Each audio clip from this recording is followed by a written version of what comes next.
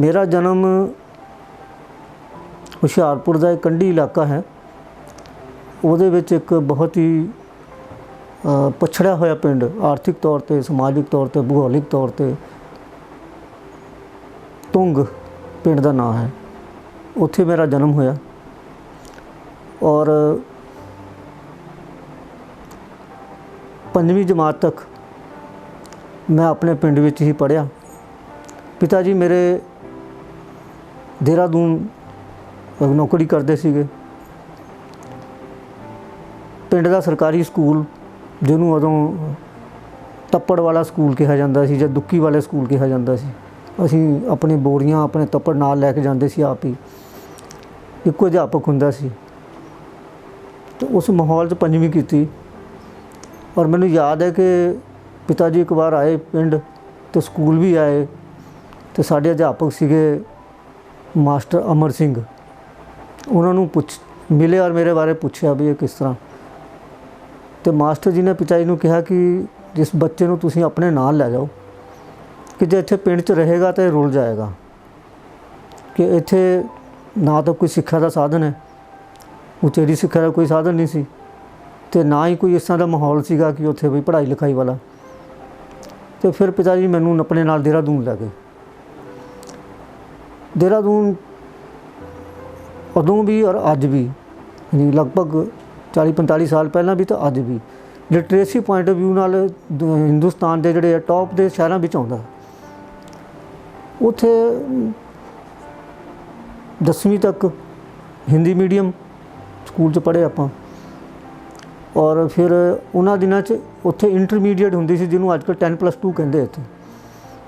ਅਤੇ 10+2 ਫਿਰ English medium science group ਰੱਖ ਲਿਆ। ਸਾਇੰਸ ਵਿੱਚ ਸ਼ੌਕ ਸੀਗਾ ਮੇਰਾ।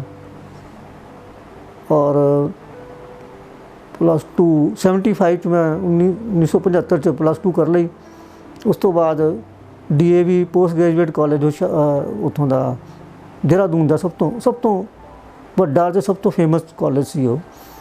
ਉੱਥੇ BSc 'ਚ ਐਡਮਿਸ਼ਨ ਲਿਆ ਮੈਡੀਕਲ ਲਾਈਨ ਦੇ ਵਿੱਚ। ਔਰ BSc ਕਰਨ ਤੋਂ ਬਾਅਦ ਫਿਰ ਮੈਂ MSc ਕੈਮਿਸਟਰੀ ਵੀ ਉਸ ਕਾਲਜ ਤੋਂ ਕੀਤੀ ਹੈ।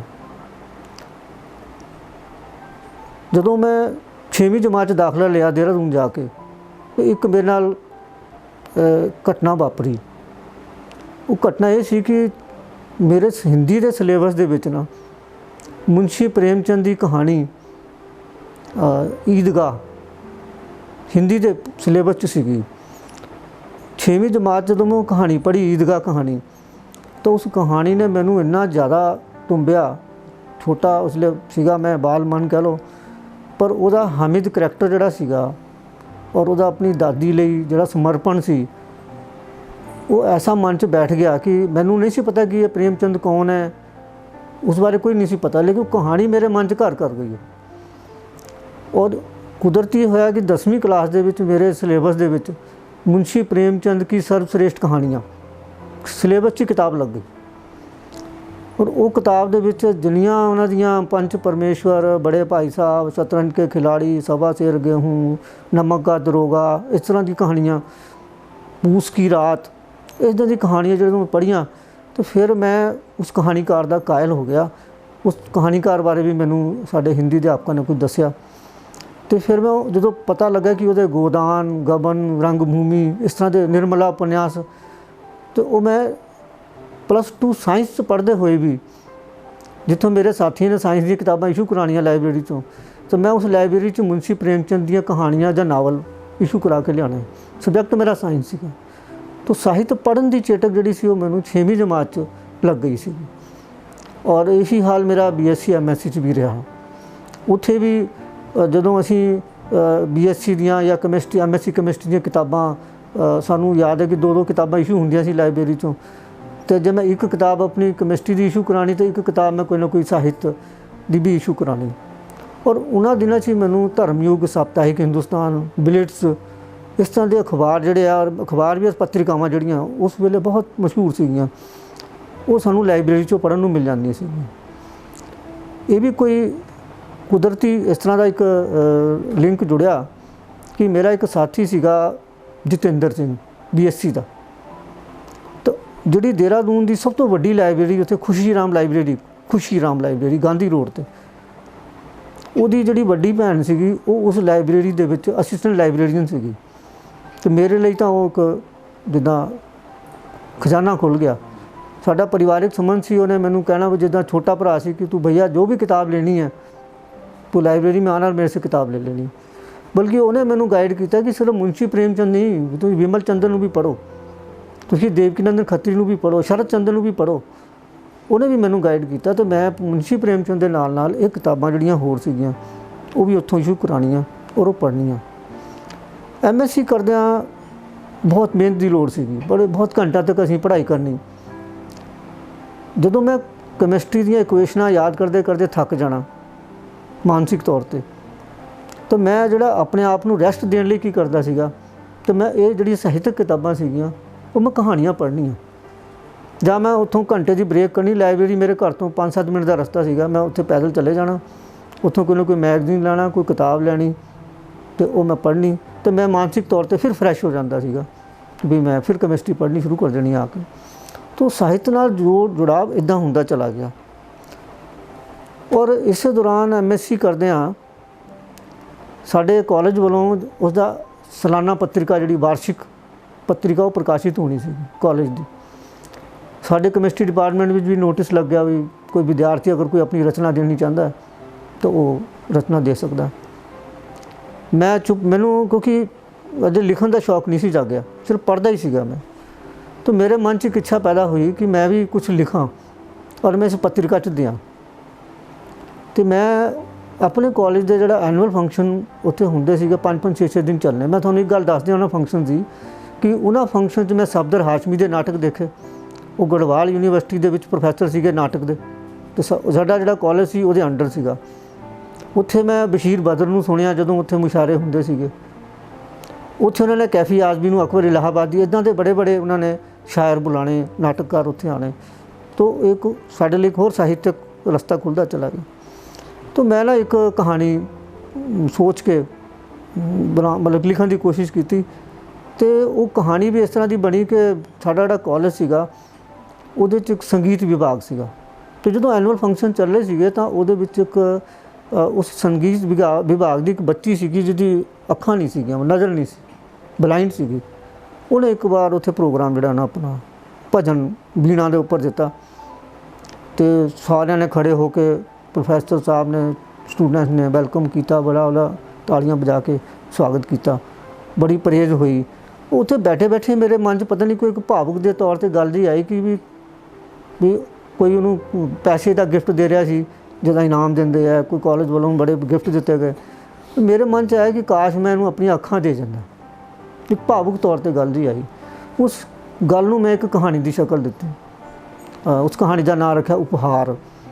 तो वो मैं लिख के ते उस हिंदी डिपार्टमेंट में देती कि मेरा भी तुसीं शामिल कर लो।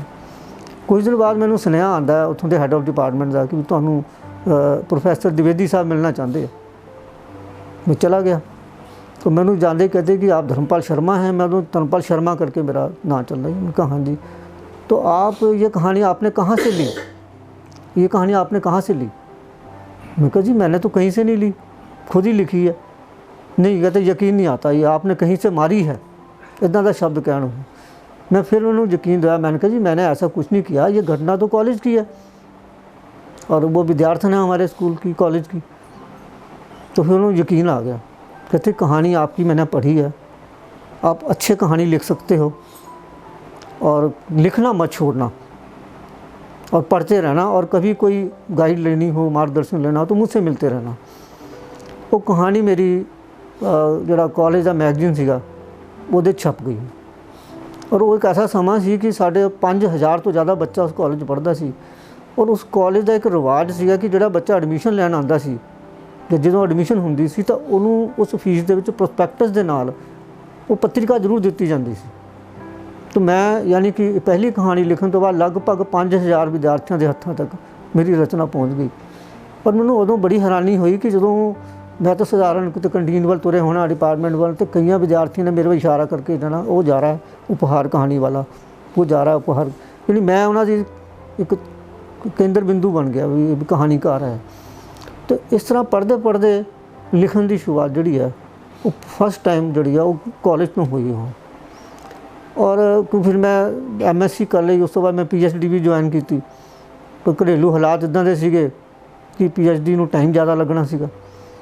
तो पिता जी कहते भी नहीं तो इस तरह कर कि B.Ed कर और अपना पैरों ते खड़ा हो जा, तो फिर तू जो मर्जी करता रही। तो मैं अपना PhD का जिहड़ा सिनॉप्सिस जमा करा चुका सी वो छड्ड के विचाले ही फिर मैं B.Ed की। और B.Ed करन तो बाद साडी इच्छा सी कि पिता जी मेरी भी कि मैं पंजाब ही आवां अपने। फिर मैं उत्थों पंजाब आ गया। पंजाब आके असीं तलवाड़े अपना नाम रजिस्टर्ड कराया। और उदों तक मैं 10वीं पंजाबी नहीं सी कीती हुई। 5वीं मैं जिहड़ी पढ़ी सी पंजाबी वो लगभग भुल गया सीगा, बोलते जरूर सीगे घर च, पर वो मैनूं जिहड़ा लिखण दा अभ्यास बिल्कुल ही खत्म हो गया सी। इत्थे जदों साइंस मास्टर में लग गया, पहली पोस्टिंग भी मेरी पिंड दे लागे ही बेड़िंग पिंड सीगा, बहुत ही रिमोट पिंड, उत्थे मैं लगभग 2.5-3 साल जॉब की। तो फिर मैनू Mukerian government high school Mansurpur सीगा, उत्थे फिर मैनू मेरी पोस्टिंग हो गई। उस पोस्टिंग के दौरान क्योंकि मैं उदों पहले मेरी रैगूलर पोस्ट नहीं सीगी, तो गवर्नमेंट दे सानू ऑर्डर होए एजुकेशन डिपार्टमेंट दे कि तुहानू रैगूलर तां कीता जाएगा जे तुसीं 10वीं पंजाबी क्लीयर करोगे। उदों फिर मैं सीरीयसली फिर मैनू पंजाबी जिहड़ी आ वो, क्योंकि मैं पढ़ानी भी सी, मेरा रोजगार सी, तो वो मैं पंजाबी सीखनी शुरू की प्रॉपर वे च। कहने का मतलब कि मैं जिस स्कूल च साइंस मास्टर सी, अध्यापक सी, मैं उस स्कूल दे जिहड़ा प्राइमरी स्कूल सी उन्हां दा मैं विद्यार्थी भी सीगा। मैं प्राइमरी के अध्यापकों कोल मैं पंजाबी लिखनी सीखण जांदा सी, उन्हां कोलों ऊड़ा ऐड़ा जी सही बनतर सीखनी, बोलना उच्चारण किद्दां है, तो मैं नाल पढ़ांदा भी सी ते नाल उन्हां कोलों पढ़दा भी सीगा उस कोल। फिर उत्थे ਜਦੋਂ मैं हिंदी ਵਿੱਚ ਤਾਂ ਮੈਨੂੰ थोड़ा ਸੀਗਾ, ਮੈਨੂੰ ਕੋਈ इदां दी नहीं, फिर मैं चाहता मैं पंजाबी च भी लिखां।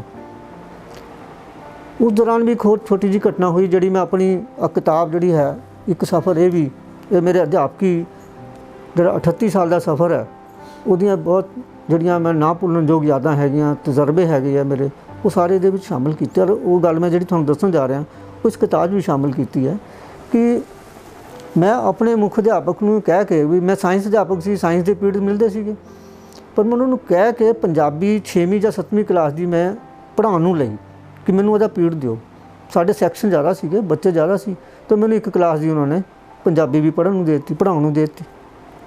फिर मैं क्योंकि अपनी हैंडराइटिंग बनानी चाहता सीगा, मैं जो भी बच्चों को पंजाबी पढ़ाना मैं ब्लैक बोर्ड के उपर शब्द अर्थ हो गए, प्रश्न उत्तर हो गए, कोई निबंध हो गया, सारा मैं खुद लिखना।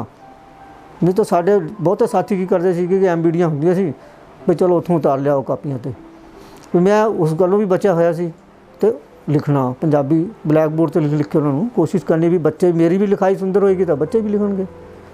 वो मेरा एक साथी सीगा, वो भी साइंस मास्टर सीगा, बलवीर मुकेरियां, उन्होंने बलोचना का शौक है, MA पंजाबी सी, साइंस अध्यापक भी सीगा। तो मैं एक दिन एप्लीकेशन लिखी हुई प्रार्थना पत्र वो ब्लैक बोर्ड से बाहर क्लास लाई, तो असी अद्धी छुट्टी वाले कुछ अध्यापक खाना खाने लिए बैठे, तो बलवीर सिंह ने मेरे उस अर्जी के उपर जी मैं ब्लैक बोर्ड से लिखी सी वो ना कमेंट देना शुरू किया।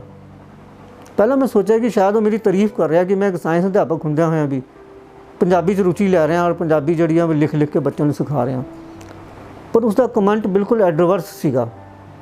उसका कमेंट ये सीगा कि कहता कि आ गए ने भईए पंजाबी की टंग तोड़न लई। ये कमेंट उन्हें मैनूं दिता कि उन्होंने पता सी कि मैं देहरादून तो आया होया, मेरे लहजे च भी हिंदी का लहजा सीगा, उदों पूरी तरह पंजाबी में पूरी सही मायने नहीं बोल पाता सी, कि जो आदत बन गई। मैं एकदम पूछा मैं कि की गल हुई मास्टर जी, भी कहते कि वो जो तू ब्लैक बोर्ड के उपर मुकेरियां लिखा है, हिंदी में मुकेरियां नूं बिहारी सिहारी पैंदी है, पंजाबी च मुकेरियां नूं बिहारी पैंदी है, पर तेनों पता ही नहीं है, तू पंजाबी वालियां नूं भी हिंदी पढ़ाई जाना। बिना शक वो मेरी गलती सीगी, ਤੇ ਮੈਨੂੰ ਇਸ ਗੱਲ ਦਾ ਗਿਆਨ ਵੀ ਨਹੀਂ ਸੀ ਕਿ ਵੀ ਇੱਥੇ ਝਾਰੀ ਪੈਣੀ ਕਿ ਬਿਹਾਰੀ ਪੈਣੀ ਹੈ। ਤਾਂ ਉਹ ਗੱਲ ਜਿਸ ਲਈ ਮੈਨੂੰ ਇੱਕ ਹਿੰਟ ਵੀ ਕੀਤੀ, ਲੇਕਿਨ ਉਸ ਗੱਲ ਨੇ ਮੈਨੂੰ ਇੱਕ ਡਾਇਰੈਕਸ਼ਨ ਵੀ ਦੇ ਦਿੱਤੀ, ਇੱਕ ਸਿੱਖਿਆ ਵੀ ਦਿੱਤੀ ਕਿ ਬਈ ਜੇ ਤੂੰ ਸੱਚਮੁੱਚ ਪੰਜਾਬੀ ਪੜ੍ਹਾਉਣੀ ਹੈ ਔਰ ਪੜ੍ਹਨੀ ਹੈ ਤੇ ਤੈਨੂੰ ਪੰਜਾਬੀ ਸਹੀ ਮਾਇਨੇ ਸਿੱਖਣੀ ਪੈਣੀ ਹੈ, ਨਹੀਂ ਤਾਂ ਤੂੰ ਬੱਚਿਆਂ ਨਾਲ ਅਨਿਆਂ ਕਰੇਗਾ। ਉਹ ਗੱਲ ਉਸ ਲਈ ਮੈਨੂੰ ਜ਼ਰੂਰ ਬੁਰੀ ਲੱਗੀ ਜਿਸ ਵੇਲੇ ਉਹਨਾਂ ਨੇ ਮੇਰਾ ਮਜ਼ਾਕ ਟਾਈਪ ਉਡਾਇਆ ਉਹਨਾਂ ਨੇ, ਲੇਕਿਨ ਮੈਂ ਉਸ ਨੂੰ ਆਪਣੇ ਮਨ 'ਚ ਇੱਕ ਸਿੱਖਿਆ ਦੇ ਤੌਰ 'ਤੇ ਲੈ ਲਿਆ। ਔਰ ਮੈਂ ਉਸ ਅਧਿਆਪਕ ਨੂੰ ਦੱਸੇ ਬਗੈਰ, ਇੱਕ ਉੱਥੇ ਸਾਡੇ ਅਧਿਆਪਕ ਸੀਗੇ ਹਰਜੀਤ ਸਿੰਘ, ਉਹ ਵੀ ਸਾਇੰਸ ਮਾਸਟਰ ਸੀਗੇ ਪਰ ਐਮਏ ਪੰਜਾਬੀ ਸੀਗੇ, ਸੁਭਾਅ ਦੇ ਬਹੁਤ ਹੀ ਮਿਲਨਸਾਰ ਔਰ ਬੜਾ ਪਿਆਰ ਕਰਨ ਵਾਲੇ।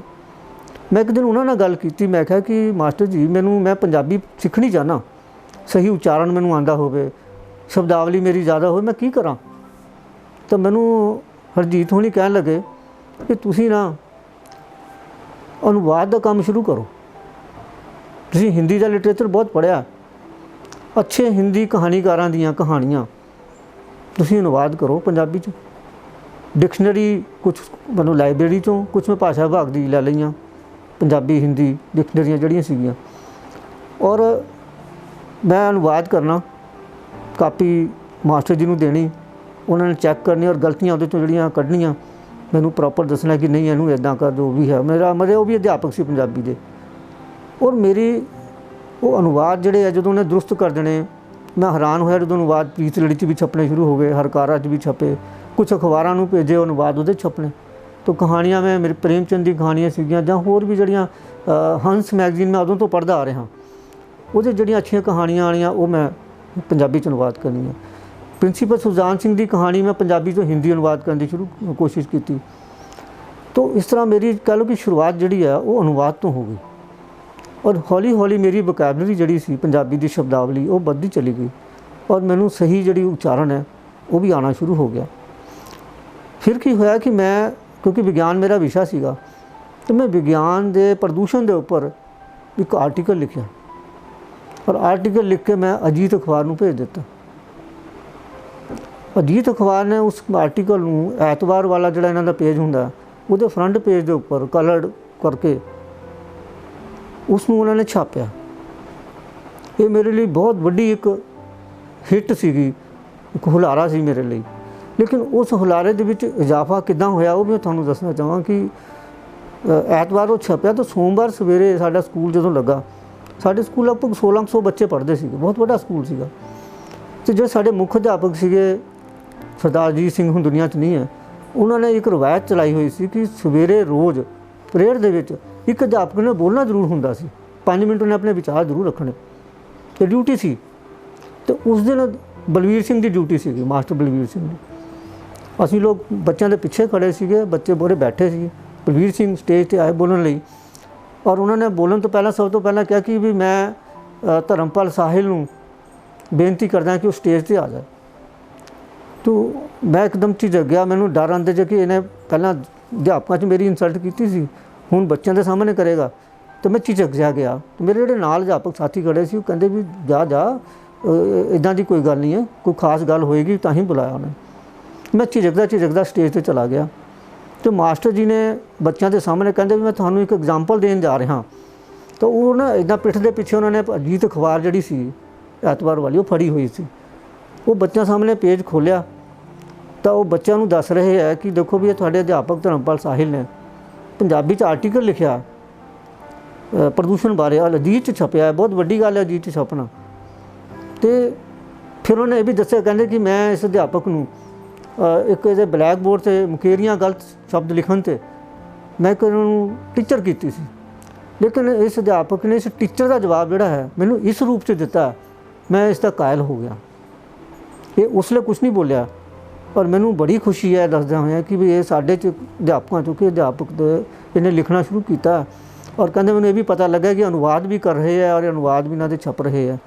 ਤਾਂ ਇਸ ਤਰ੍ਹਾਂ ਉਹਨਾਂ 1600 ਬੱਚਿਆਂ ਦੇ ਵਿੱਚ 40-45 ਅਧਿਆਪਕਾਂ ਦੇ ਵਿੱਚ ਉਸੇ ਮਾਸਟਰ ਨੇ ਮੇਰੀ ਹਲਾਕਸ਼ੇਰੀ ਮੈਨੂੰ ਹੌਸਲਾ ਅਫਜ਼ਾਈ ਕੀਤੀ, ਮੇਰਾ ਥਾਪੜਾ ਦਿੱਤਾ ਮੈਨੂੰ, ਅਤੇ ਉਹਦੇ ਨਾਲ ਮੇਰਾ ਹੋਰ ਹੌਸਲਾ ਜਿਹੜਾ ਨਾ ਵਧਿਆ। ਤਾਂ ਮੈਂ ਉਦੋਂ ਫਿਰ ਇਹ ਫੈਸਲਾ ਕਰ ਲਿਆ ਕਿ ਪੰਜਾਬੀ ਮੇਰੀ ਮਾਂ ਬੋਲੀ ਹੈ। ਹਿੰਦੀ 'ਚ ਮੈਂ ਦੇਹਰਾਦੂਨ ਰਹਿ ਕੇ ਆਇਆ ਕਾਫੀ ਸਾਲ, ਹਿੰਦੀ ਨਾਲ ਮੈਂ ਜੁੜ ਚੁੱਕਾ, ਸਾਹਿਤ ਨਾਲ ਮੇਰਾ ਪ੍ਰੇਮ ਵੀ ਹੈ, ਪਰ ਮੈਂ ਦੋਨੋਂ ਭਾਸ਼ਾਵਾਂ ਨੂੰ, ਮਾਂ ਬੋਲੀ ਪੰਜਾਬੀ ਵਿੱਚ ਵੀ और माँ अपनी जी मातृभाषा हिंदी है, मैं दोनों विच लिखांगा। हालांकि मैनू मेरे साथी ने ये बार बार ये गल कही कि तू एक चुन, जां पंजाबी च काम कर जां हिंदी च कर। उन्होंने जसवंत सिंह विरदी की उदाहरण दी, कई की उदाहरण दी कि उन्होंने नाम जोड़े आ किसी पासे नहीं गए, दो भाषाओं में लिखन करके। पर मैं ये मन च सोचा कि नहीं, मैं पंजाबी पाठक वर्ग वखरा है, हिंदी पाठक वर्ग वखरा है। हिंदी का सारे हिंदुस्तान पाठक वर्ग फैलिया हुआ है। नो डाउट पंजाबी का पाठक वर्ग भी है, लेकिन वो घट है दूसरे राज्यों के विच। तो चाहे इसनू मेरा लालच कह लो या, लेकिन मैनू ये मेहनत बहुत ज़्यादा करनी पई। और मेरी कोशिश ये रही कि जो मैं हिंदी च कर रहा मैं वो हिंदी च मौलिक होवे, जो मैं पंजाबी च कर रहा वो पंजाबी च मौलिक होवे। ये भी मेरी कोशिश रही। तो इस तरीके नाल मैं दोनों ही भाषावां दे विच, अगर मैं अजीत जगबाणी पंजाबी जागृति विच उदों छपदा सी तो मैं साइमल्टेनियसली दैनिक ट्रिब्यून हिंदी पंजाबी ट्रिब्यून च भी छपदा सी, नाल पंजाब केसरी, दैनिक ट्रिब्यून, ये उदों हिंदी के मेन अखबार सीगे, तो हिंदी जागृति वगैरह मैं बराबर छपदा रहा दोनों अखबारों च, हिंदी च भी और पंजाबी च भी। इदां दोनों तरह की पत्रिकावां दे विच इस तरह मेरा ये सफ़र जोड़ा वो चलता चला गया।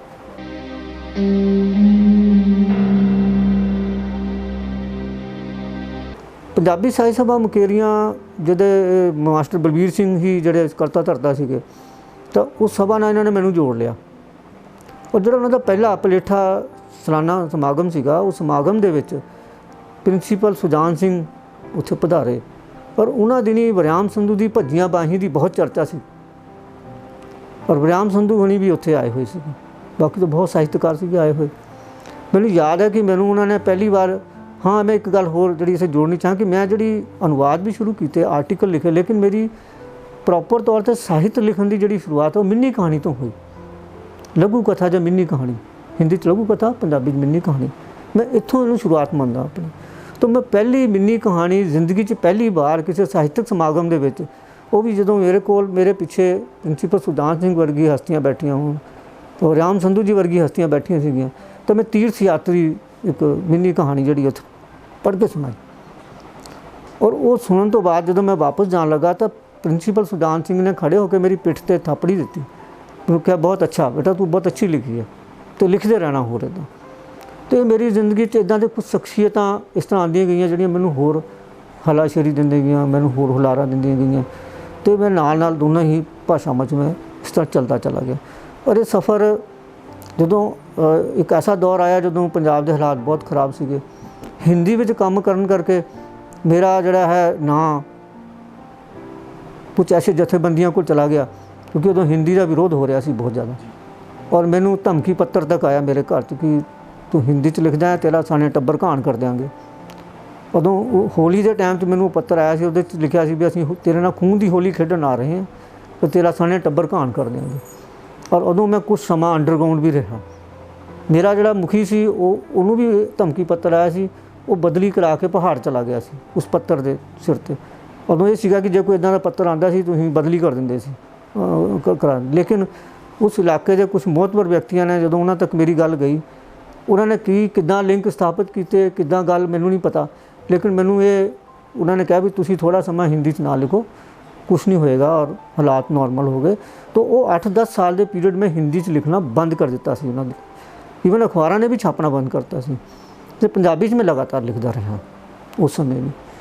और मेरी पहली जिहड़ी है पुस्तक वो हिंदी भी छपी सी, लघु कथा संग्रह नरगिस, और उसकी भूमिका प्रिंसीपल सुजान सिंह ने लिखी। मैं उन्होंने जदों उन्होंने मिलन गया सुजानपुर, उधर गुरदासपुर, मैं उन्होंने दस्सिया कि मेरी आ मजबूरी है, मैं पहला हिंदी च इदां करदा आया। वो कहते कोई भाषा का कोई बंधन नहीं है, पंजाबी हो पंजाबी तुहाडे अंदर है, तुसीं पंजाब की गल कर रहे हो, हिंदी च करो पंजाबी च करो, कोई इदां दी गल नहीं। उन्होंने बिना किसी इस गल भाषा भेद तो उन्होंने उसकी भूमिका भी लिखी, मैनूं हलाशेरी भी दी। और उस तो कुछ चिर बाद फिर मेरा पहला मिनी कहानी संग्रह अक दे भी पंजाबी दे विच वो विक्रम सिंह घुमन होरां ने उसनूं छापिया। तो इस तरह हिंदी और पंजाबी ये मेरा अक दे भी कहानी संग्रह है, मिनी कहानी संग्रह, ये भी 1990 में प्रकाशित होया सी।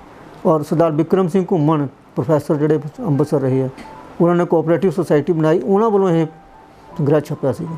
ਔਰ ਇਹ ਸਾਰੀਆਂ ਜਿਹੜੀਆਂ ਰਚਨਾਵਾਂ ਸੀਗੀਆਂ ਨਾਲ ਇਹ ਲਗਭਗ ਸਾਰੇ ਅਖਬਾਰਾਂ ਪੱਤਰਿਕਾਵਾਂ 'ਚ ਵੀ ਛਪਦੀਆਂ ਰਹੀਆਂ। तो इस तरीके नाल मेरा जिहड़ा है ये पंजाबी और हिंदी दोनों भाषावां विच लिखण दा सफ़र जिहड़ा जारी है।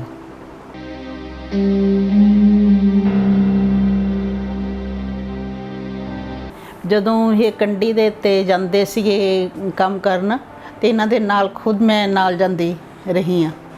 ਅਸੀਂ ਸਵੇਰੇ ਹੀ ਆਪਣਾ ਸਕੂਟਰ ਚੱਕਣਾ, ਸਵੇਰੇ ਨਿਕਲ ਜਾਣਾ, ਅਸੀਂ ਜਾ ਕੇ ਬਜ਼ੁਰਗ ਲੇਡੀਜ਼ ਨੂੰ ਮਿਲਣਾ, ਉਹਨਾਂ ਦੇ ਗੀਤ ਵਗੈਰਾ ਸੁਣਨੇ, ਜਿੱਦਾਂ ਜਿੱਦਾਂ ਉਹਨਾਂ ਦਾ ਕੰਮ ਕੀਤਾ ਅਸੀਂ ਜਾ ਕੇ ਖੁਦ ਮੈਂ ਨਾਲ ਜਾਂਦੀ ਰਹੀ ਹਾਂ। ਪਹਿਲਾਂ ਤਾਂ ਖੁਦ ਆਪ ਹੀ ਸਾਰੇ ਕੰਮ ਕਰਨੇ, ਕੋਸ਼ਿਸ਼ ਇਹੀ ਮੇਰੀ ਹੁੰਦੀ ਸੀ ਵੀ ਜੇ ਮੈਂ ਆਪ ਕੰਮ ਕਰ ਲੈਣੇ ਆਪਣੇ ਹੱਥਾਂ ਦੇ ਨਾਲ ਸਾਰਾ। ਇੱਥੇ ਤੱਕ ਵੀ ਇਹਨਾਂ ਨੂੰ ਕਈ ਬਾਹਰਲੇ ਕੰਮ ਹੋਣੇ ਜਿਹੜੇ ਮੈਂ ਖੁਦ ਕਰੇ ਆਉਣੇ। ਤਲਵਾੜੇ ਅਸੀਂ 22-23 ਸਾਲ ਰਹਿ ਕੇ ਆਏ ਹਾਂ। ਸਵੇਰੇ ਸਾਈਕਲ ਚੱਕ ਲੈਣਾ ਆਪਣਾ, ਉਦੋਂ ਸਾਈਕਲ ਹੀ ਕੋਲ ਹੁੰਦਾ ਸੀਗਾ, ਸਾਈਕਲ ਲੈ ਲੈਣਾ, ਸਾਈਕਲ ਲੈ ਕੇ ਗੈਸ ਵੀ ਪ੍ਰੋਬਲਮ ਹੋਣਗੀ ਉਹ ਵੀ ਆਪ ਬੁੱਕ ਕਰਵਾ ਜਾਣਾ, ਬੈਂਕ ਦੇ ਕੰਮ ਵੀ ਕਰਵਾ ਜਾਣਾ, ਇਹਨਾਂ ਦੀਆਂ ਡਾਕ ਪੋਸਟ ਕਰਨੀ ਉਹ ਵੀ ਆਪ ਖੁਦ ਕਰੇ ਆਉਣੀ, ਬੱਚਿਆਂ ਨੂੰ ਸਕੂਲ ਭੇਜ ਦੇਣਾ। ਕੋਈ ਇੱਦਾਂ ਦੀ ਦਿਮਾਗ 'ਚ ਨਹੀਂ ਸੀ ਆਉਂਦੀ।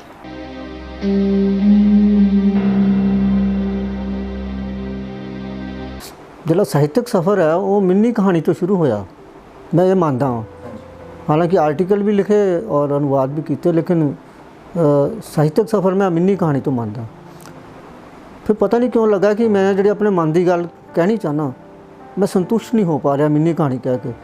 ਇਹਦੇ 'ਚ ਕੋਈ ਸ਼ੱਕ ਨਹੀਂ ਕਿ ਉਸ ਦੌਰ 'ਚ ਮਿੰਨੀ ਕਹਾਣੀ ਅੰਦੋਲਨ ਆਪਣੇ ਸਿਖਰ 'ਤੇ ਸੀ, ਔਰ ਮੈਂ ਉਹਨਾਂ ਮੋਢੀ ਕਹਾਣੀਕਾਰਾਂ 'ਚ ਮਿੰਨੀ ਕਹਾਣੀਕਾਰਾਂ 'ਚ ਮੇਰਾ ਨਾਂ ਆਉਂਦਾ ਸੀ। ਵਿਮਲ ਜੀ ਜਾਣਦੇ ਚੰਗੀ ਤਰ੍ਹਾਂ ਇਸ ਗੱਲ ਨੂੰ, ਡਾਕਟਰ ਸ਼ਾਮ ਸੁੰਦਰ ਦੀਪਤੀ, ਖੇਮ ਕਰਨੀ, ਅਗਰਵਾਲ, ਅਸੀਂ ਸਾਰੇ ਤੁਰੇ ਸੀਗੇ ਉਦੋਂ।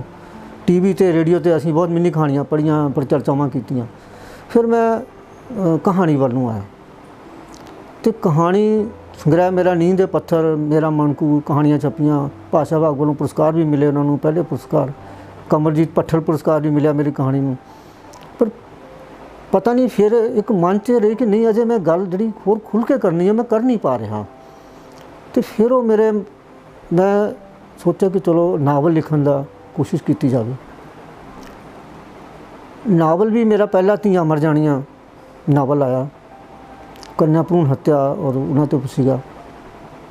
ਉਸ ਪੁਸਤਕ ਦਾ ਪੰਜਾਬੀ ਵਿੱਚ ਮੈਨੂੰ ਬਹੁਤ ਅੱਛਾ ਹੁੰਗਾਰਾ ਜਿਹੜਾ ਮਿਲਿਆ। ਕੇਵਲ ਵਿਗ ਅਵਾਰਡ ਜਿਹੜਾ ਸੀਗਾ ਉਹਨਾਂ ਦਿਨੀ ਮੈਨੂੰ ਉਸ ਕਿਤਾਬ ਕਰਕੇ ਮਿਲਿਆ, ਜਿਹੜਾ ਜਲੰਧਰ ਦਾ ਇੱਕ ਅੱਛਾ ਅਵਾਰਡ ਹੈ। ਇਕੱਲੀ ਅਵਾਰਡ ਦੀ ਗੱਲ ਨਹੀਂ ਸੀ, ਗੱਲ ਸੀ ਕਿ ਵੱਡੇ ਕੈਨਵਾਸ 'ਤੇ ਗੱਲ ਕੀਤੀ ਜਾਵੇ। ਇਨ ਬਿਟਵੀਨ ਮੈਂ ਅਲੈਕਸ ਹੈਲੇ ਦਾ ਉਪਨਿਆਸ ਹੈਗਾ, ਨਾਵਲ ਹੈ ਦਾ ਰੂਟਸ, ਉਹ ਪੜ੍ਹਨ ਦਾ ਮੌਕਾ ਮਿਲਿਆ ਮੈਨੂੰ। ਕਾਫੀ ਵੱਡਾ ਨਾਵਲ ਸੀ। ਜਦੋਂ ਮੈਂ ਉਹਨੂੰ ਪੜ੍ਹਿਆ ਔਰ ਉਹ ਵਿਅਕਤੀ ਆਪਣੀ ਜੜ੍ਹਾਂ ਨਾਲ ਜੁੜ ਰਿਹਾ, ਜੋ 200-250 ਸਾਲ ਦਾ ਉਹਨੇ ਸਫ਼ਰ ਹੈ ਉਹਦੇ 'ਚ, ਉਸ ਨਾਵਲ ਨੇ ਮੈਨੂੰ ਪ੍ਰੇਰਿਤ ਕੀਤਾ ਕਿ ਮੈਂ ਕੰਢੀ ਦਾ ਜੰਮਪਲ ਹਾਂ। ਚਾਹੇ ਕੁਛ ਸਮਾਂ ਮੈਂ ਬਾਹਰ ਵੀ ਰਿਹਾ, ਪਰ ਮੇਰੀ ਪੋਸਟਿੰਗ ਮੁੜ ਕੇ ਉਸ ਇਲਾਕੇ 'ਚ ਹੋ ਗਈ ਸੀ ਅਤੇ ਮੈਂ ਆਪਣੇ ਇਲਾਕੇ ਬਾਰੇ ਤਾਂ ਕੋਈ ਗੱਲ ਹੀ ਨਹੀਂ ਕਰਦਾ। ਉੱਥੋਂ ਦੀ ਭਾਸ਼ਾ ਹੈ ਵੱਖਰੀ, ਉੱਥੋਂ ਦਾ ਕਲਚਰ ਹੈ, ਉੱਥੋਂ ਦੀਆਂ ਸਮੱਸਿਆਵਾਂ ਹੈਗੀਆਂ, ਅਤੇ ਮੈਂ ਤਾਂ ਕੋਈ ਗੱਲ ਨਹੀਂ ਕੀਤੀ। ਨਾ ਹੀ ਕੋਈ ਆਲੇ ਦੁਆਲੇ ਕੋਈ ਇਸ ਤਰ੍ਹਾਂ ਦੀ ਮੈਨੂੰ ਮਿਲਦਾ ਸੀਗਾ। ਇੱਕ DR ਪਰਵਾਨਾ PGI ਦੇ ਵਿੱਚ ਡਾਕਟਰ ਤਾਂ ਨਹੀਂ ਸੀਗੇ, ਲੇਕਿਨ ਉਹ ਕੋਈ ਡਾਕਟਰੀ ਲਾਈਨ ਨਾਲ ਜੁੜੇ ਹੋਏ ਸੀਗੇ। ਉਹ ਤਲਵਾੜੇ ਨੇੜੇ ਇੱਕ ਪਿੰਡ ਹੈ ਭੁੰਬੋਤਾੜ ਦੇ ਰਹਿਣ ਵਾਲੇ ਸੀਗੇ। ਜਦੋਂ ਮੇਰੀ ਕੋਈ ਰਚਨਾ ਕਿਸੇ ਅਖਬਾਰ 'ਚ ਛਪਣੀ, ਪੱਤਰਿਕਾ 'ਚ, ਤਾਂ ਉਹਨਾਂ ਦੀ ਮੈਨੂੰ ਚਿੱਠੀਆਂ ਆਉਣੀਆਂ। ਉਹਨੇ ਬਾਰ-ਬਾਰ ਇੱਕ ਗੱਲ ਕਹਿਣੀ ਕਿ ਸਾਹਿਲ ਸਾਹਿਬ ਤੁਸੀਂ ਆਪਣੇ ਪਿੰਡਾਂ ਬਾਰੇ ਲਿਖੋ, ਆਪਣੇ ਇਲਾਕੇ ਬਾਰੇ ਲਿਖੋ। ਉਹ ਇੱਕ ਮੇਰੇ ਲਈ ਪ੍ਰੇਰਨਾ ਸਰੋਤ ਸੀਗਾ। ਔਰ ਮੈਂ ਇੱਥੇ ਬੜੇ ਇੱਕ ਮਨ ਸੰਵੇਦਨਾ ਨਾਲ ਗੱਲ ਕਰਾਂ ਕਿ ਮੈਂ ਇੱਕ ਵਾਰ ਉਸ ਸ਼ਖਸ ਨੂੰ ਮਿਲਣ ਵੀ ਗਿਆ, ਪਰ ਮੇਰੀ ਬਦਕਿਸਮਤੀ ਕਿ ਮੈਂ ਉਹਦੇ ਘਰ ਵੀ ਗਿਆ, ਲੇਕਿਨ ਉਹ ਐਸੀ ਲਾਇਲਾਜ ਬਿਮਾਰੀ ਨਾਲ ਪੀੜਤ ਸੀ ਕਿ ਮੈਨੂੰ ਉਹਦੇ ਘਰਦਿਆਂ ਨੇ ਉਹਨੂੰ ਦਰਸ਼ਨ ਤੱਕ ਨਹੀਂ ਕਰਨ ਦਿੱਤੇ, ਉਸ ਕਮਰੇ 'ਚ ਨਹੀਂ ਜਾਣ ਦਿੱਤਾ। ਮੈਂ ਉਸ ਕਮਰੇ ਤੋਂ ਹੀ ਵਾਪਸ ਆ ਗਿਆ ਸੀਗਾ। ਲੇਕਿਨ ਉਸ ਸ਼ਖਸ ਦਾ ਹੁੰਗਾਰਾ ਮੇਰੇ ਨਾਲ ਸੀਗਾ, ਅੱਜ ਵੀ ਹੈ। ਦਾ ਰੂਟਸ ਨੂੰ ਪੜ੍ਹਦਿਆਂ ਜਦੋਂ ਮੇਰੇ ਮਨ 'ਚ ਗੱਲ ਆਈ ਕਿ ਵੀ ਕੰਢੀ ਦਾ ਇਲਾਕਾ ਜਿਹੜਾ ਹੈ, ਇਹਦੇ ਬਾਰੇ ਮੈਨੂੰ ਕੰਮ ਕਰਨਾ ਚਾਹੀਦਾ। ਦੂਸਰਾ ਰੋਲ ਇਹਦੇ 'ਚ ਅਦਾ ਕੀਤਾ ਆਪਣਾ ਰਸੂਲ ਹਮਜ਼ਾ ਤੋਬ ਦੀ ਕਿਤਾਬ ਮੇਰਾ ਦਾਗਿਸਤਾਨ। ਮੇਰਾ ਦਾਗਿਸਤਾਨ ਨੂੰ ਪੜ੍ਹਦਿਆਂ ਮੈਨੂੰ ਪਤਾ ਨਹੀਂ ਕਿਉਂ ਲੱਗਦਾ ਸੀਗਾ ਕਿ ਉਹ ਦਾਗਿਸਤਾਨ ਦੀ ਗੱਲ ਨਹੀਂ ਕਰ ਰਿਹਾ, ਉਹ ਤਾਂ ਮੇਰੇ ਪਹਾੜ ਦੀ ਗੱਲ ਕਰ ਰਿਹਾ। ਉਹ ਦਾਗਿਸਤਾਨ ਦੇ ਉਹ ਜਿਹੜੀ ਜਿੱਥੋਂ ਆਵਾਰ ਬੋਲੀ ਹੈ, ਸਾਡੇ ਕੰਢੀ ਬੋਲੀ ਹੈ, ਜਿਹੜੀਆਂ ਉੱਥੋਂ ਦੀਆਂ ਰਵਾਇਤਾਂ ਦੀ ਗੱਲ ਕਰਦਾ, ਉਹ ਬਹੁਤ ਸਾਰੀਆਂ ਸਾਡੇ ਇਲਾਕੇ ਨਾਲ ਮਿਲਦੀਆਂ ਜੁਲਦੀਆਂ। तो मैंने बड़ा एक ਉਹਦੇ 'ਚ अपनात मिला लगा। और ये भी क्योंकि ਉਹਦੀ किताब तो बड़ी मतलब विश्व प्रसिद्ध है, सारी दुनिया ने ना ਹੁੰਗਾਰਾ ਦਿੱਤਾ। तो ये दो चीज़ों ने मैनू मोटिवेट किया कि मैं कंढी बारे लिखां।